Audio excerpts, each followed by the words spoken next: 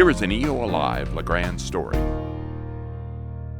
Hey, thanks for joining us. And Eastern Oregon, I want to introduce you to Parhez Sattar. Parhez is the head tech guy, is what I said, at the Grande Ronde Hospital.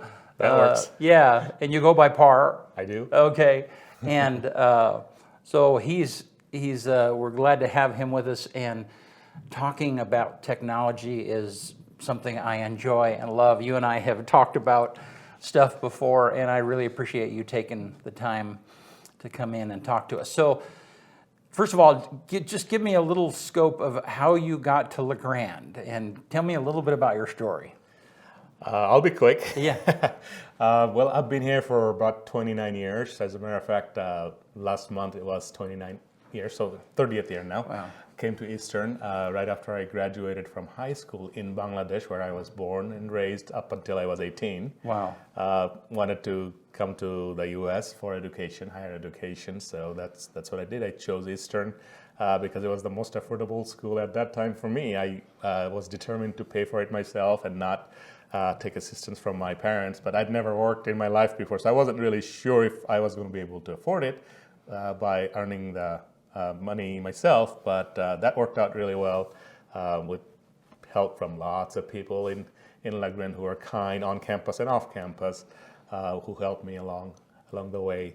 So in 1990, I came to LaGrande, went through Eastern, 4 years there, and before I graduated, I took on a part-time job at the hospital and was there for a couple of years, took a detour, didn't go very far, just down the road to CHD, where it was a wonderful opportunity to learn a lot, and I did, and after working there for about 6 years, I came back to the hospital, and I've been there since then, 2002, and still there. Wow. So, what was it like coming from Bangladesh to LaGrande, Oregon? I mean, that had to be a little bit of a whiplash. It was. I certainly didn't expect it to be as much as it ended up being. But again, with a lot of help from different friends that I made along the way, it was great. It was a big change because it's a completely different culture, different language, different climate. Certainly, I came from very hot climate to, well, 4 seasons with pretty cold winter at times. So it was not easy. Yeah. But I was up for the challenge. I wanted to succeed in life, and this was a great opportunity, and here I am. So then, why did you stay? I mean, that's the magic question coming from so far away. Certainly. I didn't originally plan on being here any further than the 4 years of college here. But as I spent my time here, I really fell in love with not only the community, but also the area. Like I said, people were very kind to me. They helped me along on many fronts, and I just felt like it was home. And I ended up making it my home. I met my former wife and had 2 children here. Both of them were born in Grande Ronde Hospital, so that also adds a lot for me, why I work at Grande Ronde Hospital. It really means a lot to me. So for you, it sounds like working at the hospital is not just a job or an occupation, but there is a personal connection with you. Certainly there is. My father worked all his life in one company. It was a telecommunication company, and until he passed away, he actually worked there for 40-some years. Wow. That probably has some influence over this tie to where you work and for how long. People in my profession usually move on, especially in my position, within 3 to 4 years to a bigger, better place. But to me, there are bigger places, but not necessarily better places. Good. Well, we're fortunate to have you here, and I mean, there is just you've probably seen a lot of change come to the technical side of the hospital. In how many years have you been here now? Did you say at the hospital? At the hospital since 2002, the second time, and then prior to that, I was there for 2 years. So total of about 22 years or so. Yeah. So, man, I mean, in the last 22 years, the world has changed on the technology side. Certainly has. Yeah, and can you go over that a little bit? What are some of the major advancements that you've seen the hospital progress through over the last few years? Well, the most obvious one, not to get too technical, most obvious one is the adoption, implementation of a electronic health record, which didn't exist when I started first. It was, there were some computer systems, which is why I started working there, but they were really about billing and keeping track of some of the other information, definitely patient demographics, but also the capability to place orders, whether it's for labs or radiology or pharmacy orders. But that was mostly it. All other information technology systems were really about building management and that kind of stuff. That's not the situation anymore. We have pretty much everything in the hospital and all of its clinics. Everything is very automated, very computer-based, whether you're closing, locking doors remotely, whether you're checking to see if the fridge has lost its temperature that it needs to have in a remote building in Elgin or EONI, and that's all monitored centrally, controlled centrally. Wow. So there's a lot of technology that we have implemented, adopted, and optimized for the betterment of our patient care and delivery.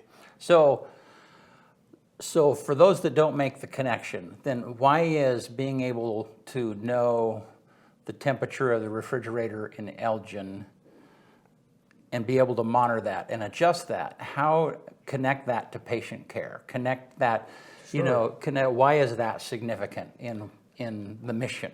Yeah, absolutely. Well, everything that we do is for the mission. It contributes every little thing that we do. So with your specific example, the refrigerator in Elgin, we keep vaccinations for which people come into the clinic. Well, if the temperature of the fridge changes, the vaccination may be ruined.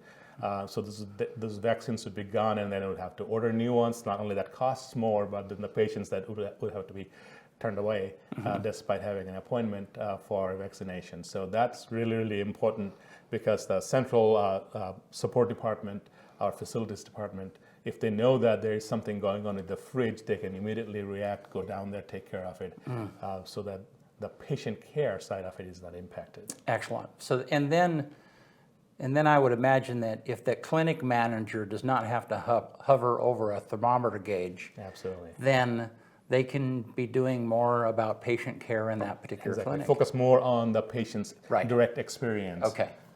Rather than these operational things that happen behind the scene. Excellent. Okay. So the reason that you've come in today is because the hospital recently got an award again for being the most wired. Is that, tell me about that award. I think there's only 2 hospitals in LaGrande, in Oregon that have received that award. Yeah, so it's fairly significant. Tell us about that and what has that involved? Sure. So first of all, the significance of only 2 hospitals getting it in Oregon is not really measured in Oregon. It's across the country, so we're not really comparing ourselves against other hospitals in Oregon. We're really comparing ourselves against other hospitals in the country. Okay. So it just coincidentally. So that's even more significant. That's more significant. Yeah. So the award itself is, the name is kind of misleading. It talks about most wired.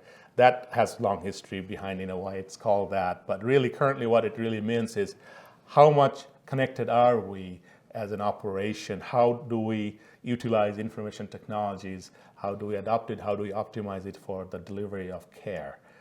And along the way, there are different operational elements. Those operational elements, are we really doing well, or are we just barely getting by, etc.? So there is a measuring stick that this award sets and then allows the participants who participate in a survey in answering questions in different categories.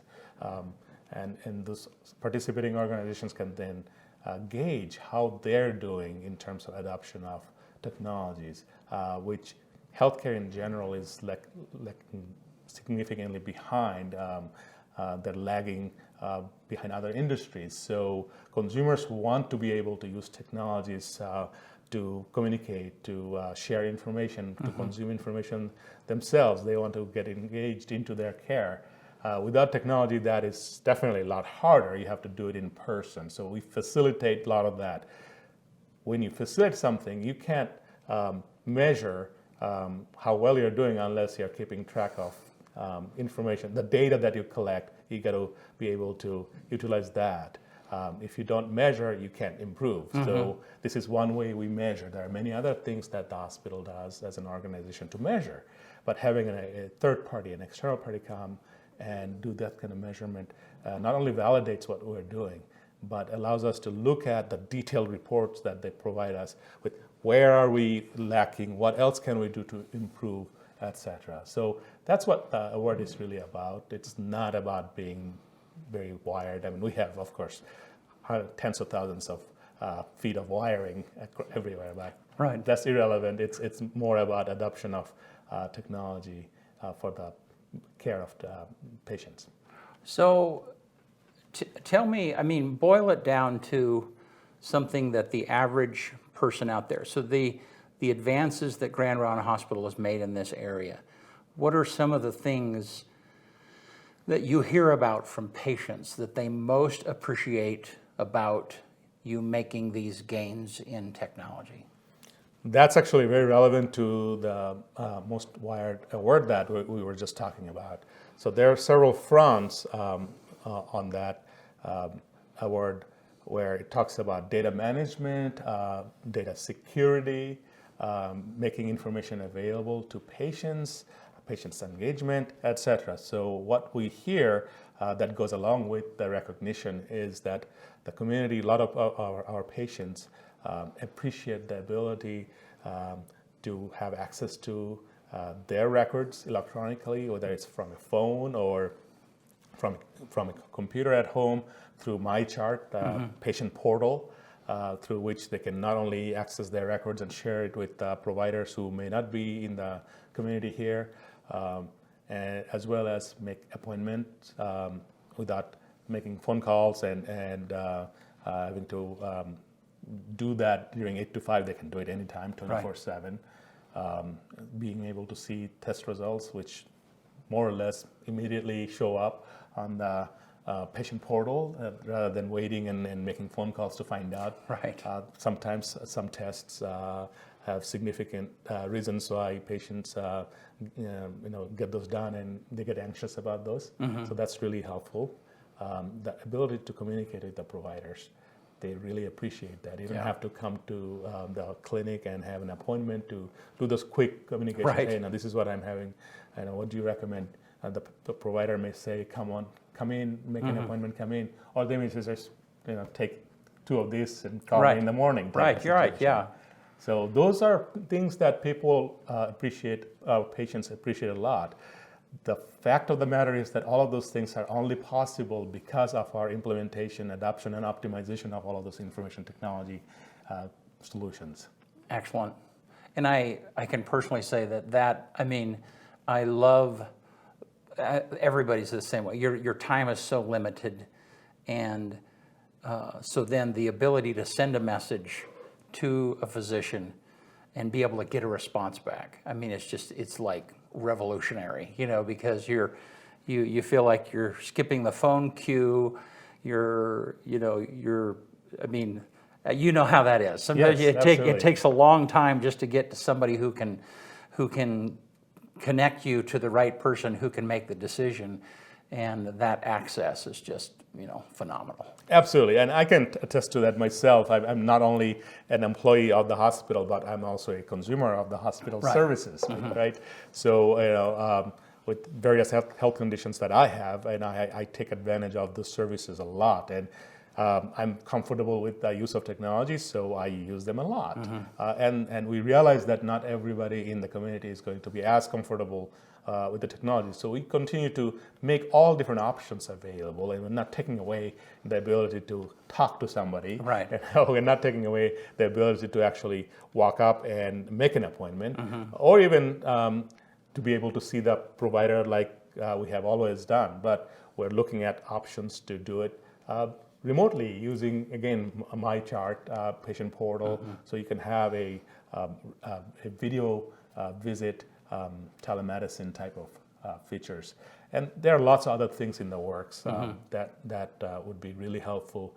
For example, reminders for a diabetic to take their insulin. That would be all incorporated into the chart, and through the My Chart patient portal, it could send them a reminder, a text message or a reminder on their phone. That's all being worked on, and so we're going to be enhancing the benefits of the technology, and the patients would definitely be at the forefront of that, since our patients are at the center of all the things that we do. It's all about taking care of the patients. Excellent. So those times that, and in the last 20 years, there have been times when you've had your head in the back of a rack or a computer system that was down or that wasn't working or a wire that wasn't connected, or I don't know. I mean, that is my world a lot, you know. Yeah. And it's kind of funny because I'll have one of those tech days, and then I'll go home and Netflix won't load, and I will just want to throw an absolute fit because you know the thing when I get home, I please just work. I don't want to have to troubleshoot it, you know. But in your mind, do you still, and throughout this time, have you still connected that, hey, the reason I'm doing this is because it's connected to patient care? I mean, is that something that still resonates for you even when you're in the technical mud of stuff? Absolutely.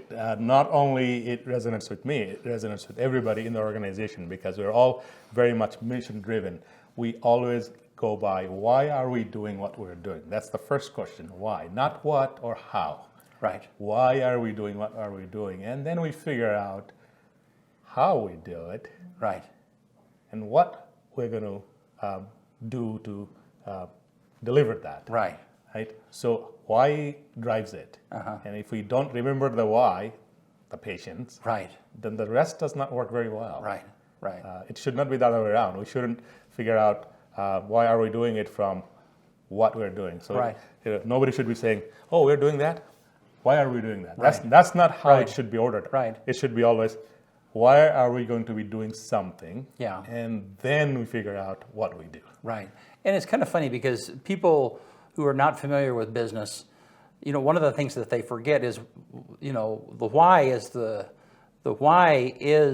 patient, but exactly. even the financial side affects patient care. So in other words, if you have a service that is not sustainable, or that is not paying for itself, or does not have enough reimbursements come in to pay for itself, it's not sustainable. And then that affects patient care down the road. Certainly. Yeah. So, I mean, there are lots and lots of aspects of the mission that drives people, and all of those things, the physicians, the financial side, the employees, I mean, all of that. You just happen to be responsible for the tech side of that. You know? That's correct, yeah. But I don't think of it as that. I think of it as I am a part of GRH. Right. What is GRH's mission? Right. It's patient care. Right. So yeah, I may not be putting my hands on a patient, but everything I do contributes towards the success of patient care. Excellent. So does the person who is cleaning the rooms, right? Their contribution is significant in the delivery of the patient care. Excellent. All parts play a role. They're a machine, and any part that breaks down makes the whole machine not work. Right. So you alluded to this a little bit, and this is one of my last questions. So then what's ahead? What is the thing that's coming out there that you're hoping? And then also talk a little bit about telemedicine and how remote physicians, remote care, how you see that changing the way medicine is done around the world. Yeah. Certainly. So, okay, first thing about what's coming. Well, we have achieved a certain level in terms of our implementation and adoption of technologies. So we've been collecting lots and lots of data. But as we know that the reality is that there are lots of people who are after that data. There's a lot of cyber risks that are coming into play. So we have been pretty equipped with protecting, but there's always a cat and mouse game. The bad guys are constantly coming up with ways how they can break through, and the new frontier is social engineering. Right. We have lots of technical capabilities to prevent, but then if a employee or a user or even a patient, if they take the wrong step and make things available, it's sort of like you have a fort, lots of doors, they're always locked, but then somebody comes through and leaves the key on the door and forgets to take it off. Right. Then you have major challenge. So what happens is bad guys are trying to trick people into doing that through social engineering.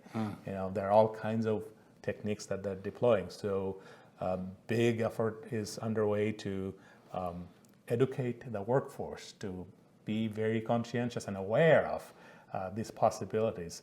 The bad guys are getting very sophisticated. So, one example would be there would be an email that would come in as if it came from your manager, and you respond to that, and they would say, open this attachment, and here's some good instructions for you. Well, they would do that, and that infects the computer, and then that spreads to the other computers in the network, and then suddenly you don't have access to the EHR that you need to have access to in order to take care of the patients. Right. So there are lots of not only technical measures we're taking to deal with that stuff, not only proactively, but also how do we react to things, how do we respond and then mitigate and then learn from that, but also how do we prevent it as much as we can non-technically. Again, the weakest link is always a human being. Right. We can take all kinds of technical measures. So with a lot of efforts going on that front, that really is the new frontier, the cybersecurity.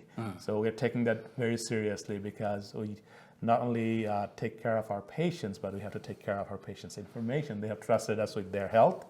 They have also trusted us with their information. Right. And if that is not taken care of, patients are not going to trust us as much. Right. So that is definitely a big frontier, and every person in the organization has to participate in that. Oh, I can imagine so. Yeah, and patients have a role in that too. So Right. we're working on bringing the patients along on that journey. Yeah. So that I would say is the biggest frontier in terms of what's coming. Okay. Yeah. And then telemedicine. Yeah, telemedicine. So kind of goes in hand. We are putting in efforts to expand our telemedicine services. Historically we have brought in expertise from elsewhere that we didn't have here by having telemedicine, where a patient, let's just say they end up in the ICU and some specialists are not here, so we beam them in from elsewhere. And they helped the local providers take care of that patient with the special needs that they may have if we didn't have to fly them out from here, which is very important. If we don't have to fly them out, why not keep them here local, Right. so that their family and friends can visit them?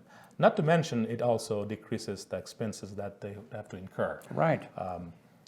So we're now expanding from there to how do we then bring the providers to remote areas like Elgin, EONI, and even homes, so that at times when patients cannot travel, especially in winter, back to the metropolitan city of LaGrande. Right, right. Big city for some of the smaller areas, relatively speaking. We have the specialists here. Why not enable them to take care of patients who can't travel and come to the clinics? Right. So we would then facilitate telemedically a visit without having the patient to travel. Right. So these all go hand in hand together with MyChart that we talked about earlier, and then the future features that we're looking at rolling out that would extend MyChart features to have something that is generally called Care Companion. So it actually helps communicate information, and then again features like reminding patients. For example, let's just say a female is giving birth at the hospital, and then their loved ones that the patient wants to be kept informed. Well, when the delivery happens, they would get a notification within their MyChart, the relatives MyChart, Okay. that has happened, and they'd get some information. Of course, as long as the patient gave consent Right, to right. share that, and then they can even see certain clinical information, because people do worry about, how is her blood pressure, Right. and how is the baby's health, Right. things like that. Those things really help people feel more comfortable, and that's a key part of healthcare. Is that comfort, knowing that somebody is in good hands. Wow. Did you ever imagine when you were a student at EOU that you would be so deep into healthcare? I mean, that you would even know the significance of blood pressure, and I mean, did you imagine any of this? Not in those terms. Yeah. I've always had a affinity for healthcare. Ever since I was little, I actually watched the TV shows that actually showed surgeries. Some people grossed out by those shows, but whether it was Cosmos or some other science shows like that, I would always watch those. So I had interest all along, but yeah, I never thought that I would be this deeply involved. I mean, I studied computer science and business. I thought I would be more on just setting up systems for workflow efficiencies, etc. But being a part of a hospital definitely allows you to get more involved, and I love it. It makes me feel like I'm contributing to not only my fellow human beings, but to this community, to which I'm eternally grateful. And this is just my way to contribute. Excellent. So before we go, just tell me about your team. Tell me what you appreciate about them. Do you have a couple hours? I could say a lot about them, but for the sake of time. How many people do you have in your area that you can manage? So as the Chief Information Officer, I have 3 departments under me. IT, we generally, people think of all the departments under me as IT, but truly the Information Technology Department that deals with hardware, software, computer systems in general, that's IT department. And there is an Informatics Department. They specialize in the use of the electronic health records. So it's mostly staffed with clinical folks, 2 registered nurses and 1 ex-provider, a pediatrician. He is the Chief Medical Informatics Officer. And so that's the Informatics Department. And then we have an Analytics Department. And that's really important to have, because we want to make sure that all this data that we collect on patients, we utilize that to make good, sound clinical decisions. Because looking at data, the chart across the board, we look at that and look at the history, and then not only that gives us hindsight, that gives us insight, but also allows us to have foresight. Right. Because that kind of data actually allows for analysis and then pattern recognition and actually predictive actions.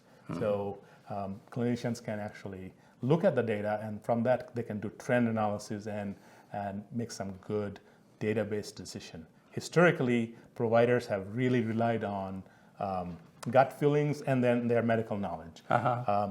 They haven't had really the ability to look at historical data. If you're looking for like for population health, like this medicine worked for patients who have had these conditions and who might have been in this age cohort and maybe this ethnic background, because that does play a role in health, genetics, as well as what worked for 90% of those people. Well, if that worked for 90% of that large group, why not try this one rather than just guessing? Interesting. What might work based on just medical knowledge. The data then supplements the medical knowledge, the wisdom that the providers have. Excellent. So it's a combination of qualitative and quantitative data that can really enhance the quality of the decisions. Wow. And so out of those 3 departments, approximately how many folks? Total of 24. Okay, that's awesome. And it's interesting because you think of analytics analytical data helping analytical stuff, but I mean, if it's attached to health Yes. and prediction, and then again, it comes back to patient care.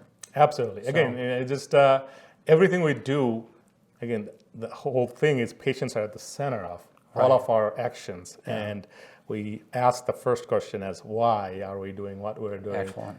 And then the rest gets easier. All right. Well, Parhez, hey, thank you so much You're very welcome. for coming by, and I think you and I could pick a topic and talk for hours. Yeah, I bet it could. Yeah. So, hey, thanks Eastern Oregon Alive for tuning in, and we'll see you next time.